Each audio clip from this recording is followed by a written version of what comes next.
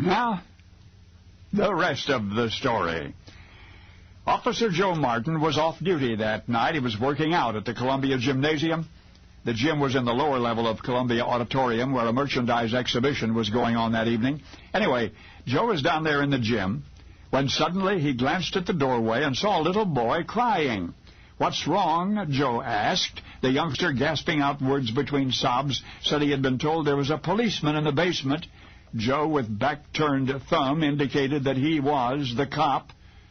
"They stole my bike," the child said. "Who?" asked Joe. The little boy shook his head. He didn't know. But it was a brand-new bike, a red and white Schwinn. He'd waited a long time to get it, and now it was gone. "How old are you, son?" 12. The officer smiled inside. There was a cherished bicycle in just about every boy's life, but this one more than likely would never be recovered. Big crowd upstairs, clean getaway. Joe tried to explain this as gently as possible to the youngster, who nonetheless insisted on recounting what had happened. He and a friend had ridden their bikes to the Columbia Bazaar, had spent the late afternoon roaming among the exhibits, partaking of the free candy offered by some of the merchants. When it was time to go home, the boys returned to the spot where they had chained their bicycles. The friend's bike was still there, but the shiny new Schwinn was too much temptation for someone. The chain was cut. The bike was gone. Somebody said there was a police officer downstairs. The little boy had gone downstairs. "But if you can't help me get my bike back," the child blurted through angry tears, "then I'm going to find out who took it, and I'm going to beat him up." It was right then that Officer Joe Martin's inner smile turned outward. "Listen here," he told the little lad, "before you start fighting somebody, you'd better learn how." The youngster was suddenly silent. The last tears still trickled down his face, but they had stopped flowing now. "Learn how?" the boy repeated quietly. Joe nodded, and then added, "I'll show you."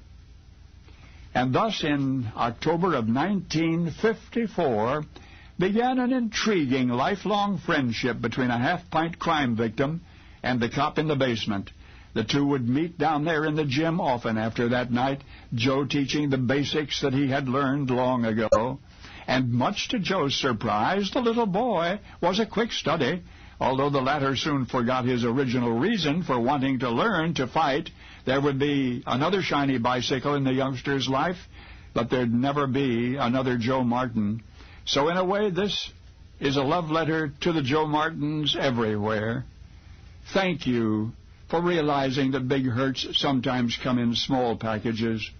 Thank you for giving your time and your heart when the world is not watching, because someday it might be, as it would after a weeping, whining boy of 12 grew into a tall, strong young man under the guidance and with the encouragement of a cop named Joe Martin, who became the forever pal of the man that child became, Cassius Marcellus Clay, also known as Muhammad Ali.